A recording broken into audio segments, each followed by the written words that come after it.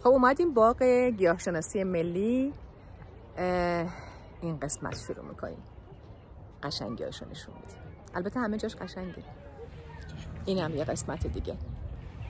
خب اینم یه قسمت های دیگه ای از این باغ گیاهشناسی. درخت پرشکوفه رو ببینید چقدر خوشگله. خب اینم دریاچه باغ ملی گیاهشناسی. یه ذره کم آب شده اما قشنگی خودش رو از دست نداده. اینم از یه زاویه دیگه. کلاً ببینید چقدر قشنگه. اینم یه قسمت دیگه. خب اینم آبشار باغ گیاهشناسی.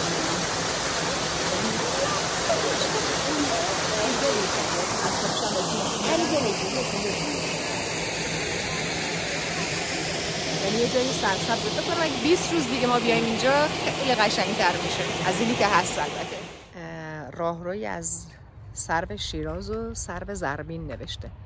گفتم زود اومدیم اگه یه ذره دیرتر بیایم قشنگی این چند برابر میشه. تازه این راهروهایی که متصل میشه باز به جاده هایی که نمیدونم به کجاست ولی بسته است نمیتونیم بریم داخلش.